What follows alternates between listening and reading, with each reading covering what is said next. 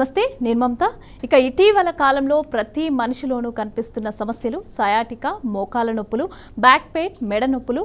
వీటి నుంచి విముక్తి పొందాలని విశ్వ ప్రయత్నాలు చేస్తూ ఉంటారు. ఇక పోస్ట్ కోవిడ్ తర్వాత చాలా మందికి చాలా నొప్పులు భరించలేనివిగా ఉంటున్నాయి. ఇక ఇవి కాకుండా మరెన్నో దీర్ఘకాలిక నొప్పులు కూడా వేధిస్తూ ఉంటాయి. వీటన్నింటికి అడ్వాన్స్డ్ ట్రీట్మెంట్ ద్వారా శస్త్రచికిత్స లేకుండానే నివారణిస్తామని అంటున్నారు pain management specialist doctor Dheeraj. ప్రస్తుతం డాక్టర్ ధీరజ్ గారు మనతో పాటు స్టూడియోలో ఉన్నారు. ఆయనతో మాట్లాడదాం. సార్ నమస్తే. నమస్తే అండి. సార్ ముందుగా చెప్పండి, ఆఫ్టర్ కోవిడ్ చాలా మందికి చాలా నొప్పులు అనేవి వస్తున్నాయి. జాయింట్ పెయిన్స్ అని, హిప్ పెయిన్ అనేసి అని చెప్పి. సో వీటన్నింటికి ట్రీట్మెంట్ ఏ విధంగా చేస్తారు, ఎలా తగ్గిస్తారు? కోవిడ్ ఇన్ఫెక్షన్ అయ్యాక ఎస్పెషల్లీ కోవిడ్ ట్రీట్మెంట్ వాళ్ళు ఐసీయూలో ఉన్నారా లేకపోతే హోమ్ ట్రీట్మెంట్ అయిందా, irrespective of using steroids or not, వాళ్ళకి కోవిడ్ ఇన్ఫెక్షన్ అయ్యాక బాగా ఇన్ఫ్లమేటరీ మీడియేటర్స్ బాడీలో చాలా ఎక్కువ అవడం జరుగుతుంది. సో కొంతమందికి మల్టిపుల్ జాయింట్ పెయిన్స్ రావడం ఆర్ ఇంకొంతమందికి స్ట్రోక్ రావడం, హార్ట్ అటాక్ రావడం, అది ఈ మధ్య చూస్తూనే ఉన్నాం. బట్ దానికి మూల కారణం ఏంటంటే లోపల ఇన్ఫ్లమేషన్ ఎక్కువ అవడం. సో దానివల్ల రక్తం చిక్కగా అవ్వడం. సో ఎప్పుడైతే రక్త సరఫరా చిక్కగా అయిందనుకోండి, సో ముందున్న బోన్స్కి కానీ మసిల్స్ కానీ బ్లడ్ సరఫరా ఎక్కువ అవ్వదు. సో దానివల్ల multiple body pains, especially young అడల్ట్స్లో చూస్తున్నది ఏంటంటే హిప్ పెయిన్. సో హిప్లో ఏవి అని అంటాం, హిప్ ఏవాస్కులర్ నెక్రోసిస్. సో ఇందులో కూడా రక్తం చిక్కగా అవడం వల్ల ముందర ఉన్న ఎముకలకి బ్లడ్ సరఫరా అవ్వకుండా సో హిప్ జాయింట్ అరుగుదల అవుతుంది. సో ఇట్లా multiple body pains top to bottom చూసుకుంటే మనకి హెడ్ఏక్స్ రావడం, షోల్డర్ పెయిన్ రావడం, ఏవాస్కులర్ నెక్రోసిస్ రావడం, ఈవెన్ ఆర్థరైటిస్, కొంతమందికి రుమటైడ్ ఆర్థరైటిస్ ఆర్ సోరియాసిస్ కూడా ఫ్లేర్ అప్ అవుతుంది. సో ఇట్లాగా ఆటో ఇమ్యూన్ కండిషన్స్ని కూడా ఇట్లాగ బాడీ పెయిన్స్ లాగా మనకి కోవిడ్ ఇన్ఫెక్షన్ అయితే ఎస్పెషల్లీ తెలుస్తుంది. సో కోవిడ్ అనే కాకుండా మనకి ఫుడ్ విషయంలో కూడా జాగ్రత్త తీసుకోకపోవడం వల్ల, అంటే ఇప్పుడున్న జనరేషన్లో, ఇప్పుడున్న సిచ్యువేషన్లో లోకల్లో మనకి ఫుడ్ అయినా కూడా దానివల్ల కూడా వచ్చే ఛాన్సెస్ ఏమైనా ఉన్నాయంటారా ఈ పెయిన్స్ అన్నీ? డెఫినెట్లీ అండి. సో న్యూట్రిషన్ అండ్ ఫుడ్ సరిగా ప్రాసెస్డ్ సరిగా అవ్వకుండా, లేకపోతే దాంట్లో టాక్సిన్స్, అంటే మనకి ఫ్యాక్టరీలో తయారయ్యే ఫుడ్లోంచి కంపల్సరీ మనకి ప్రిజర్వేటివ్స్ ఉంటాయి, దాంట్లో చాలా టాక్సిన్స్ ఉంటాయి. ఈ టాక్సిన్స్ అనేవి కాలక్రమేణా మన బాడీలో అలాగే జీర్ణం కాకుండా, అరగకుండా అలాగే ఉండిపోవడం. సో దానివల్ల మన బాడీలో ఆటో ఇమ్యూన్ కండిషన్స్ అంటాం. సో మన బాడీ దాన్ని ఫైట్ చేస్తూనే ఉంటుంది. సో దీనివల్ల బాడీ అంతా వాతం, వాపు అంటాం కదా. సో ఇట్లాగా ఆటో ఇమ్యూన్ కండిషన్స్ని దారితీస్తుంది.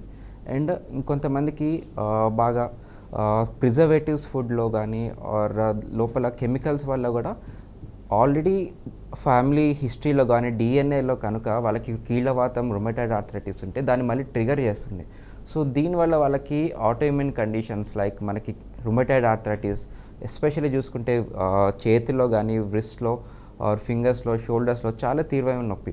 అది సడన్గా ఫ్లేర్ అప్ అవ్వడం, ఎస్పెషల్లీ ఫుడ్ సరిగ్గా తీసుకోకపోయినా కానీ ఆర్ దాంట్లో మనకి కాల్షియం, వైటమిన్ డి, మెగ్నీషియం అవి తక్కువైనా కానీ మనకి ఇట్లాగా మల్టిపుల్ బాడీ ఇష్యూస్ వస్తున్నాయి. అండ్ ఎస్పెషల్లీ ఫీమేల్స్లో చూసుకుంటే న్యూట్రిషన్లో మనకి ఐరన్ కానీ, కాల్షియం, వైటమిన్ డి అవి లోపించాయి అనుకోండి, వాళ్ళకి ఆస్టియోపీనియా అంటాం. అంటే బోన్స్ చాలా వీక్ అవ్వడం అండ్ చిన్న చిన్న పనులకి అలసిపోవడం, అనీమియా బారిన పడడం. సో ఇలాగా వాళ్ళకి క్వాలిటీ ఆఫ్ లైఫ్ తగ్గడం, చేసే పనుల్లో కూడా సరిగ్గా నొప్పి వల్ల సరిగ్గా కాన్సన్ట్రేట్ చేయలేకపోవడం. సో పెయిన్ వల్ల అగైన్ డిప్రెషన్ రావచ్చు ఆర్ అగైన్ ఫ్యామిలీ ఇష్యూస్ రావచ్చు. So there are multiple spectrum in the field of pain. So అదేవిధంగా ఇందాక మీరు మాట్లాడినట్టు joint pains and hip pains కానీ, ఈ షోల్డర్ పెయిన్కి సంబంధించి షుగర్ ఉన్న వాళ్ళకి ఎక్కువగా వస్తుంది అని అంటున్నారు. సో దానికి సంబంధించి సో షుగర్ పేషెంట్స్లో చాలామంది మన క్లినిక్లో ఐడెంటిఫై చేసింది ఎట్లా అంటే షోల్డర్ పెయిన్ తోటి వస్తారు. సో షోల్డర్ పెయిన్తో ఉన్న వాళ్ళకి మనకి స్క్రీనింగ్ టెస్ట్లో చూసేది ఏంటంటే షుగర్ ఒకసారి చెక్ చేసుకోండి అంటాం. సో అందులో కంపల్సరీ షుగర్ హై లెవెల్సే ఉంటాయి. HbA1c కానీ, పోస్ట్ లంచ్ కానీ, పోస్ట్ ప్రాండియల్ టెస్ట్లో వాళ్ళకి లెవెల్స్ చాలా హై ఉంటాయి. సో వీళ్ళకి షుగర్ పేషెంట్స్లో ఎస్పెషలీ షోల్డర్ జాయింట్లో చూసేది అంటే ఫ్రోజన్ షోల్డర్ అంటాం.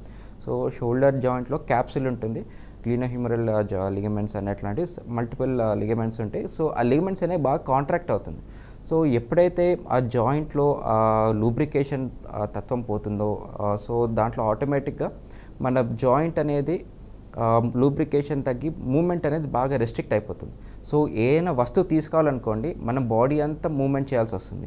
సో దానివల్ల పెయిన్ రావడం, లిగమెంట్స్ కానీ, టెండాన్స్ కానీ ఇంజ్యూర్ అవ్వడం. సో ఇలాగా ఫ్రోజన్ షోల్డర్తో చాలా బాధపడుతూ ఉంటారు. ఇంకొక ఫీచర్ డయాబెటీస్లో ఎక్కువ చూసేది ఏంటంటే డయాబెటిక్ న్యూరోపతి, అరికాళ్ళలో తిమ్ములు రావడం, మంటలు రావడం, మొద్దుబారిపోవడం, సో బాగా ఇట్లా కాలిపోతున్నట్టు మంటలాగా నొప్పి వస్తుంది. ఒక పేషెంట్ నా దగ్గరికి ఎలా వచ్చారంటే ఆల్మోస్ట్ ఈ కాలు కట్ చేసేసేయండి, నా కాలు వద్దు అన్నంత తీవ్రమైన నొప్పితోటి వస్తూ ఉంటారు. సో వీళ్ళందరికీ మన పెయిన్ మేనేజ్మెంట్ సెంటర్లో చాలా చక్కటి పరిష్కారం ఉంటుంది. సో పేషెంట్ యొక్క హిస్టరీ బట్టి, డయాగ్నోసిస్ బట్టి అండ్ ఇమేజ్ గైడెన్స్ బట్టి వాళ్ళకి ఎగ్జాక్ట్గా ఆపరేషన్ అవసరం పడితే ఆపరేషన్, లేకపోతే వితౌట్ సర్జరీ దీర్ఘకాలికంగా వాళ్ళకి పెయిన్ రిలీఫ్ని ఇస్తాం. సో ఇప్పుడు మీరు చెప్తున్నారు కదా, సర్జరీ అవసరం లేకుండా పెయిన్ రిలీఫ్ తగ్గిస్తాము, పెయిన్ రిలీఫ్ ఇచ్చే అనేసి అని చెప్పని. సో ఆ ట్రీట్మెంట్ ఏ విధంగా చేస్తారు మీ దగ్గర ఎస్పెషల్లీ? సో ఒక పేషెంట్ ఒక సిమ్టమ్స్ బట్టి వాళ్ళకి టైప్ ఆఫ్ ట్రీట్మెంట్ వాళ్ళకి అడ్వైస్ చేయడం పడుతుంది. సో టైలర్డ్ మేడ్ అంటే చిన్న నొప్పికి చిన్న విధంగానే చూసుకోవాలి. క్రానిక్ పెయిన్కి క్రానిక్ పెయిన్ తగ్గించే విధంగానే ట్రీట్మెంట్ ఉంటుంది.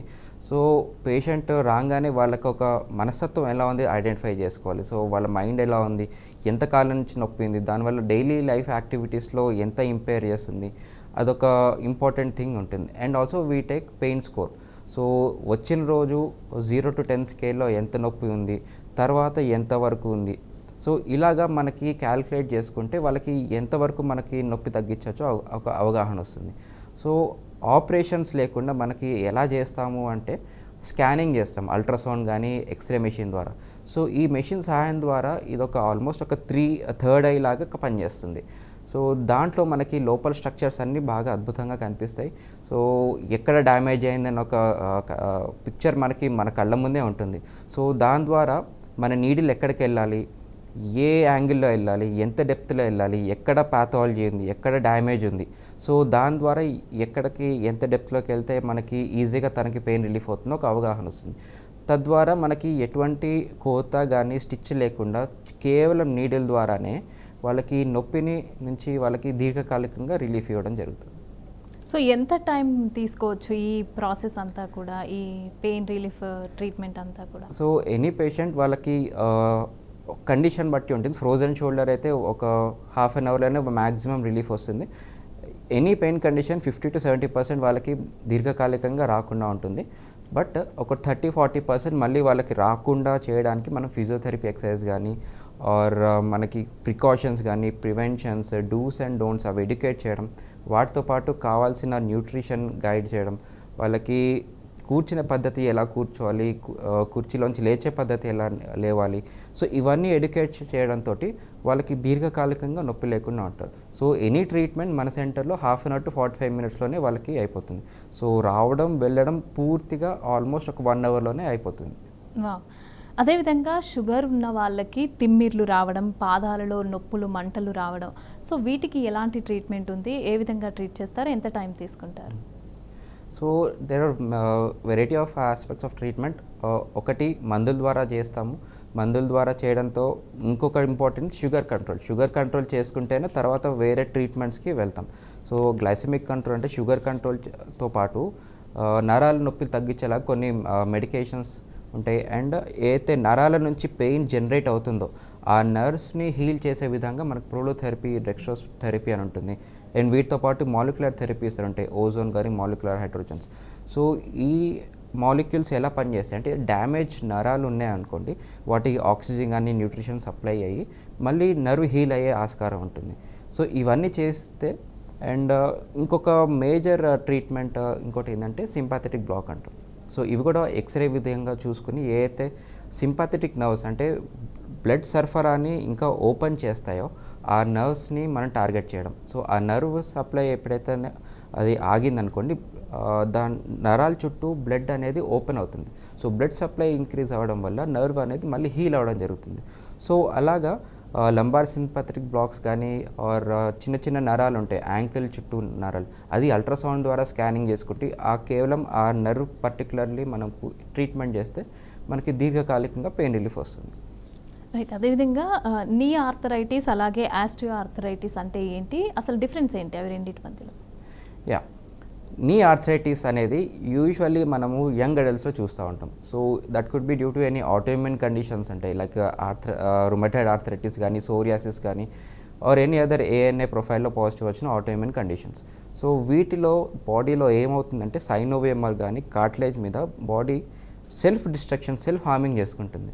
సో దానివల్ల వాళ్ళకి కాళ్ళంతా or shoulder any joint, synovial జాయింట్లో అది జాయింట్ అంతా ఉబ్బడము, వాటర్ చేరడము, ఎర్రగా ఉండడం, ముట్టుకుంటే పెయిన్ రావడం. అండ్ వీళ్ళకి సిమ్టమ్స్ ఎలా ఉంటుందంటే మార్నింగ్ లేవగానే చాలా నొప్పులు ఉంటాయి. And as a day progresses వాళ్ళకి స్లోలీ ఆ పెయిన్ నుంచి రిలీఫ్ వస్తూ ఉంటుంది. సో ఇవి ఆర్థరైటిస్ యొక్క లక్షణాలు. సో వీళ్ళకి తీసుకోవాల్సిన జాగ్రత్తలు ఏంటంటే వాళ్ళకి ఫుడ్ ఎలాగా తీసుకుంటున్నారు, ఏ ప్రాసెస్డ్ ఫుడ్ వల్ల, డైటరీ ఫుడ్స్ వల్ల కానీ ఆర్ బాగా మిల్క్ ప్రోడక్ట్స్ ఉన్న ఫుడ్ వల్ల వాళ్ళకి ఎక్కువ ట్రిగర్ అవుతూ ఉంటుంది. అండ్ కొంతమందికి సీజనల్గా ఫ్లేర్ అప్ అవుతూ ఉంటుంది.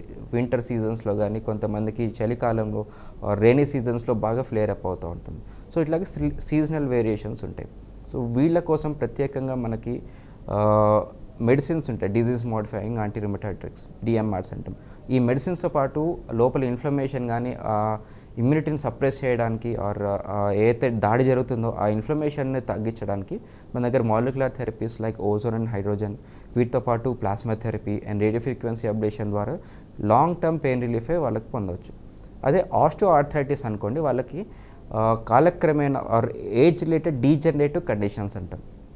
అంటే జాయింట్లో ఉన్న కార్టిలేజ్ కానీ ఆర్ ఎనీ స్ట్రక్చర్స్ కాలక్రమేణా దాని ఒక థిక్నెస్ కానీ అది క్షీణిస్తూ ఉంటుంది. ఎప్పుడైతే ఆ కుషన్ ఎఫెక్ట్ మన మోకాళ్ళలో తగ్గిందనుకోండి, రెండు ఎముకలు దగ్గరకు వచ్చినప్పుడు రబ్ అవ్వడం, రబ్ అయినప్పుడు వాటర్ ఫామ్ కావడం కానీ పెయిన్ రావడం కానీ జరుగుతూ ఉంటుంది.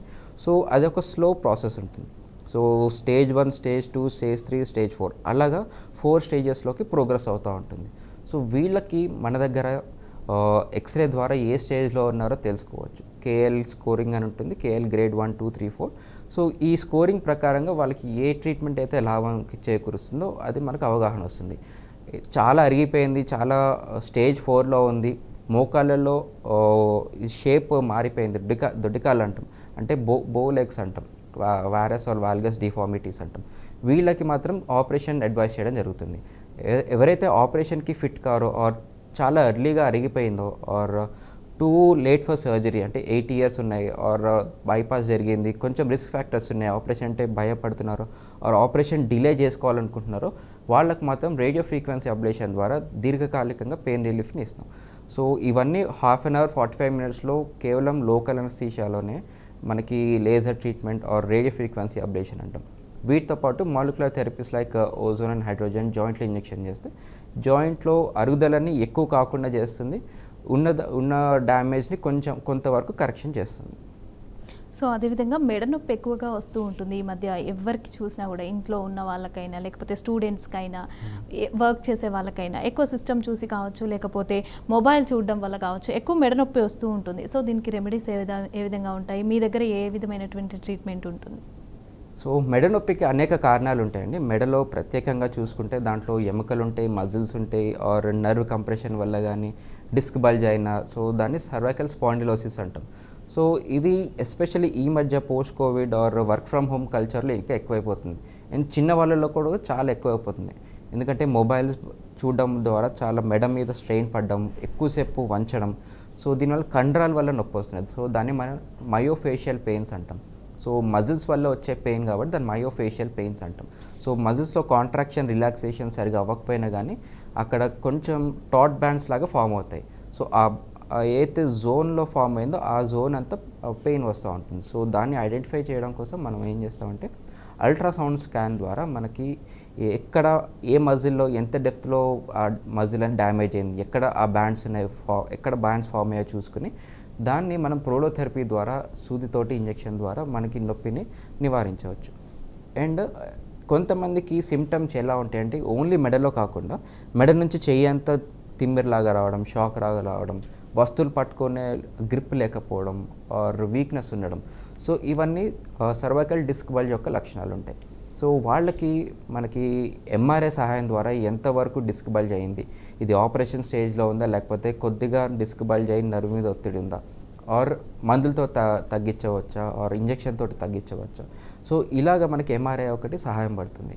అండ్ కొంతమందికి ఎక్కువ హెవీ హెల్మెట్ వేసుకోవడం ఆర్ సడన్గా బైక్ ఆపడం కానీ వాళ్ళకి ఏమవుతుంది, తల ముందుకి వెనకాలకి జరగడం ఆర్ ఎక్కువగా బాగా స్ట్రెయిన్ అయిన వాళ్ళకి ఏమవుతుందంటే సర్వైకల్ స్పాండిలోసిస్ అంటాం, ఆర్ ఫెసెట్ జాయింట్ ఆర్థ్రోపతి, మెడ కండరాలు వెనకాల ఎముకలు ఉంటాయి. సో వర్టిబ్రా అంటాం, సర్వైకల్ వర్టిబ్రా. ఆ వర్టిబ్రా అనేది ఒకదాని మీద ఒకటి పేరుకోవడం జరుగుతుంది. సో రెండు ఎముకల మధ్యలో ఒక జాయింట్ ఉంటుంది, సైనోవియల్ జాయింట్ అంటాం. So we call it as facet joint. ఆ జాయింట్లో వాపు వచ్చిన అరిగినా కానీ సైడ్కి ఉన్న కండరాల మీద కూడా ఆ పెయిన్ తీసుకొస్తుంది. సో కొంతమందికి మెడ నుంచి ఈ వెనక భాగం తల వరకు కానీ, కొంతమందికి హెడ్ ఏక్ వరకు కూడా వస్తుంది.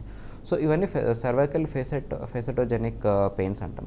సో వీళ్ళకి కూడా ఎక్స్రే స్కానింగ్ ద్వారా ఎక్కడ మనకి జాయింట్లో అరిగిందో ఆ టార్గెటెడ్ నర్వ్ని మనము పెయిన్ రాకుండా చేసే ట్రీట్మెంటే ఉంటుంది.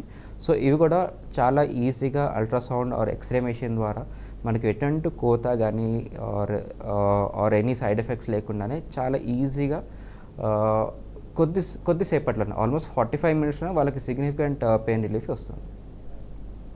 ఒక కాలర్ ఉన్నారు, వారితో మాట్లాడదాం. వెంకట్ గారు, నమస్తే మేడం. నమస్తే అండి, మీ ప్రాబ్లం ఏంటో చెప్పండి.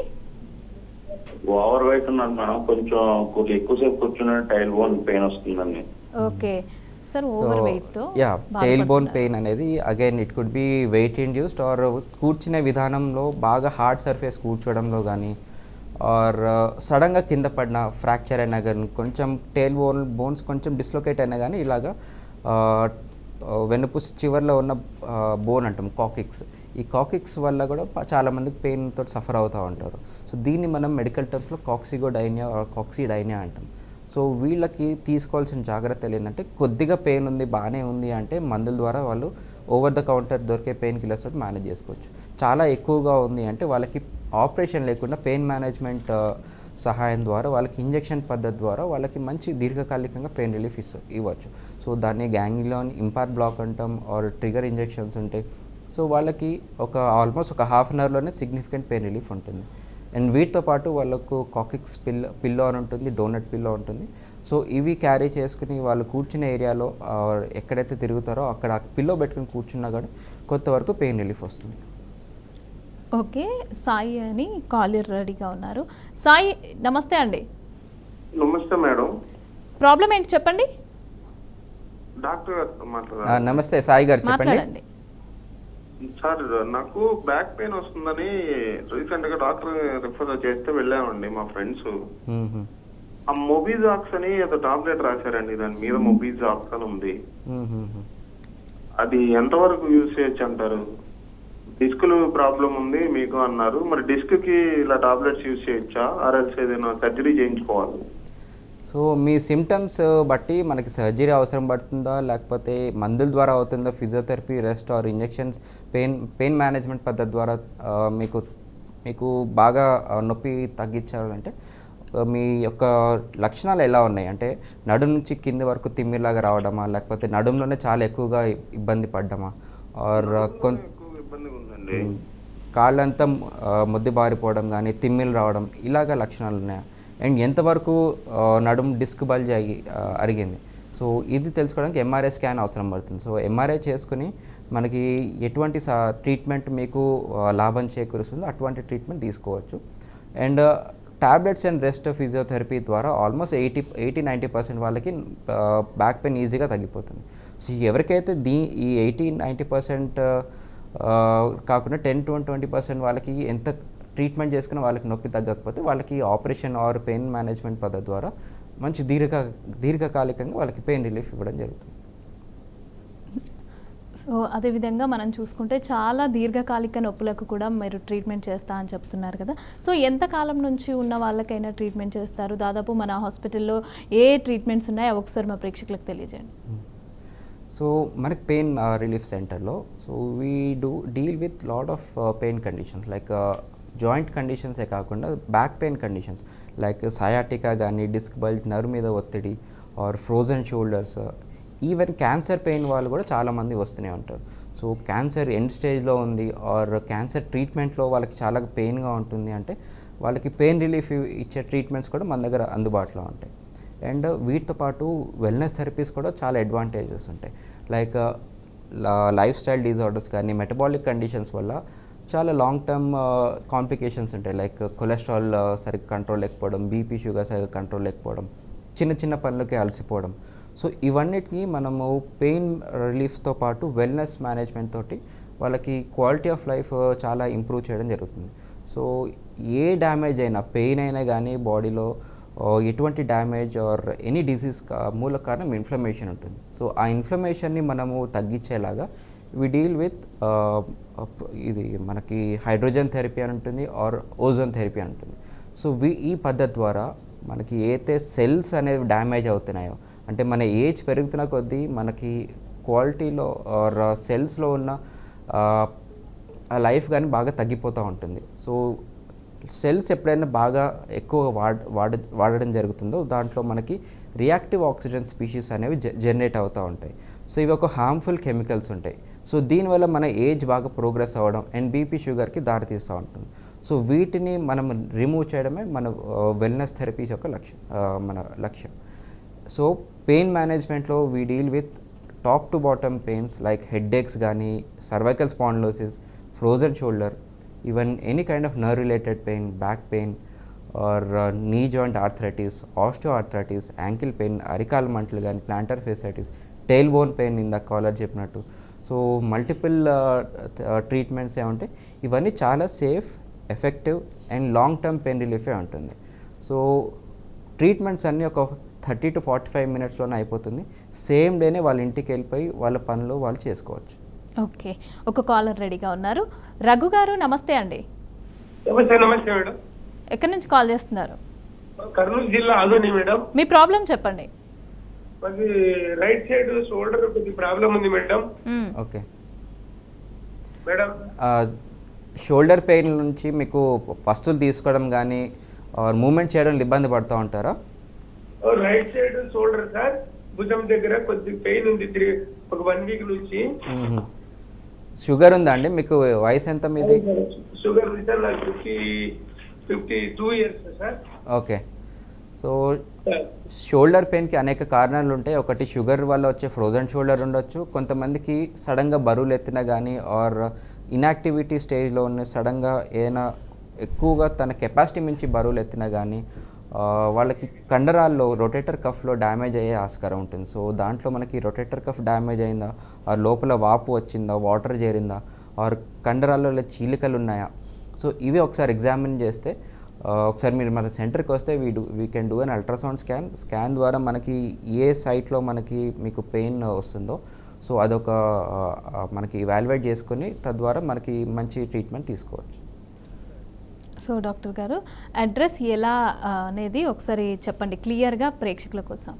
So doctor Dheeraj pain relief and wellness centre, it's located in Habsiguda, NGRA metro station దిగగానే మనకి ఉంటుందండి.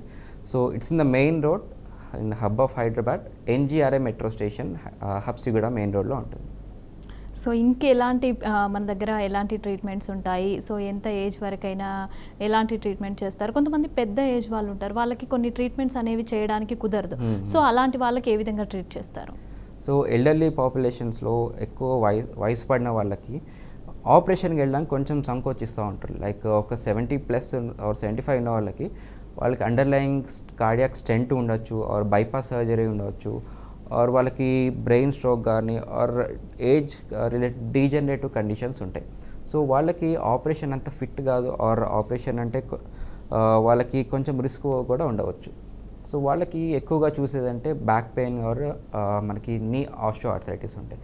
సో వీళ్ళకి మన దగ్గర లేజర్ ట్రీట్మెంట్ ఉంటుంది, radio frequency ablation or ozone therapy or PRP therapy, regenerative therapies ఉంటాయి. సో వాళ్ళకి స్టెమ్ సెల్స్ ఉంటాయి, పీఆర్పీ ఇంజెక్షన్స్ ఉంటుంది. సో ఇలాగా వేరియస్ ఆస్పెక్ట్స్లో మనకి కేవలం సూదితోనే వాళ్ళకి ట్రీట్మెంట్ చేయడం జరుగుతుంది. అండ్ ఎస్పెషలీ ఈ మధ్య ఎక్కువ చూసిన పేషెంట్స్ అంటే hip avian cases. So hip joint arthritis కానీ ఆర్ ఏవాస్కులర్ నెక్రోసిస్ వల్ల చాలామంది కూర్చోలేరు, కూర్చున్నా లేవలేరు, ఆర్ చేసే పనుల్లో కూడా అసలు క్వాలిటీ కూడా తగ్గిపోతుంది. సో వీటన్నిటికీ మన దగ్గర చక్కని పరిష్కారం, ఆల్మోస్ట్ ఒక 45 మినిట్స్లోనే మంచిగా ట్రీట్మెంట్ అయిపోయి చాలా happy and pain free life వాళ్ళకి అందుతుంది. ఓకే. అదేవిధంగా చిన్న ఏజ్‌లోనే చాలామందికి ఈ ఏజ్‌లో ఒక 25 నుంచి 30 ఏజ్ ఉన్న వాళ్ళకి కూడా ఈ మధ్య మోకాళ్ళ నొప్పులనేవి రెగ్యులర్‌గా వస్తున్నాయి. అంటే ఇది ఫుడ్ విషయం కావచ్చు, న్యూట్రిషన్ ఫుడ్ తీసుకోకపోవడం వల్ల కావచ్చు, ఏదైనా కావచ్చు. బట్ దీనికి ఏ విధంగా ట్రీట్మెంట్ చేస్తారు? యంగ్ ఏజ్ కదా! సో, ఏ విధంగా ట్రీట్ చేస్తారు? సో యంగ్ ఏజ్ పాపులేషన్స్లో వాళ్ళకి ఎనీ హిస్టరీ ఆఫ్ ట్రామా ఉంది, పడ్డారా ఆర్ స్పాంటేనియస్గా స్టార్ట్ అయిందా, స్లోలీ పెరిగిందా ఆర్ ట్విస్టింగ్ ఇంజురీ అయిందా. సో యంగ్ అడల్ట్ పాపులేషన్స్లో ఆర్ యంగ్ ఏజెస్లో వాళ్ళకి ఉంటే ఎనీ ట్రామా హిస్టరీ ఉండాలి ఆర్ ఆర్థరైటిస్ కండిషన్స్ ఉంటాయి. ఆర్ కొంతమందికి మోకాలు చిప్ప కింద ఉన్న కార్టిలేజ్ కూడా అరగడం జరుగుతుంది. సో వీటిలో కండిషన్స్ చూసుకుంటే మనకి లిగమెంట్ ఇంజరీస్ ఉంటాయి, ఏసిఎల్ ఆర్ పీసీఎల్ లిగమెంట్స్ కానీ, మెనిస్కల్ ఇంజురీస్ ఉంటాయి. ఆర్ కొంతమందికి కేవలం వాటర్ చేరడం జరుగుతుంది. సో బర్సైటిస్ అంటాం, సో సూప్రాపటెల్లార్ బర్సైటిస్ అని, హౌస్ మేడ్స్ని అని. సో ఇవన్నీ మనకి ఎగ్జామినేషన్ ద్వారా ఆర్ ఒకసారి ఎంఆర్ఐ ఆర్ అల్ట్రాసౌండ్ ద్వారా వాళ్ళకి వాటర్ చేరిందా, బర్సైటిస్ ఉందా ఆర్ లిగమెంట్స్ ఏమైనా టేర్ అయిందా, సో వీటి సహాయం ద్వారా వాళ్ళకి రీజనరేటివ్ థెరపీస్ అడ్వైస్ చేయడం జరుగుతుంది. సో ఎనీ డ్యామేజ్ కండిషన్స్ మనకి రీజనరేటివ్ థెరపీ, సో వాళ్ళ సొంత బ్లడ్లోంచి మనకి తీసుకున్న గ్రోత్ ఫ్యాక్టర్స్ కాన్సన్ట్రేట్ కానీ, సో వీటి ద్వారా టార్గెటెడ్ థెరపీ లాగా ఉంటుంది. సో ఎక్కడ డ్యామేజ్ అయిందో అక్కడ మనకి ప్రీవియస్లీ ఎంఆర్ఐ ఆర్ అల్ట్రాసౌండ్ ద్వారా మనకి ఆల్రెడీ స్క్రీనింగ్ చేసుకుంటే, సో అదే సైట్లో మనకి ఈ PRP or growth factors concentrate మనకి ఇంజెక్షన్ చేస్తే అక్కడ డ్యామేజ్ సైట్స్ అన్నీ హీల్ అవుతుంది. సో ఇవన్నీ ఒక డే కేర్ ట్రీట్మెంట్స్లోనే చాలా సులువుగా ఈజీగా అయిపోయే ట్రీట్మెంట్స్ ఉంటాయి. ట్రీట్మెంట్ అయ్యాక కొంత ఫిజియోథెరపీ ఆర్ కొంచెం రెస్ట్ తీసుకుని రీహాబిలిటేషన్ అది సరిగ్గా ఫాలో అయితే లాంగ్ టర్మ్గా వాళ్ళు చాలా హెల్తీగా పెయిన్ ఫ్రీగా ఉంటారు. సో థ్యాంక్ యూ డాక్టర్, స్టూడియోకి వచ్చి ఇలాంటి మంచి విషయాలు తెలియజేసినందుకు. సో మా వ్యూవర్స్ కోసం, సో చూసారు కదా, మోకాలు నొప్పులు, జాయింట్ పెయిన్, షోల్డర్ పెయిన్, మీకు షుగర్ వల్ల వచ్చే ఫ్రోజన్ పెయిన్స్ కూడా, ఇవన్నిటికి సంబంధించి ఏ విధమైనటువంటి ప్రాబ్లమ్స్ ఉన్నా కూడా స్క్రీన్ మీద కనిపిస్తున్న నెంబర్స్కి కాల్ చేసి మీరు అపాయింట్మెంట్ బుక్ చేసుకొని మాట్లాడొచ్చు. Thank you.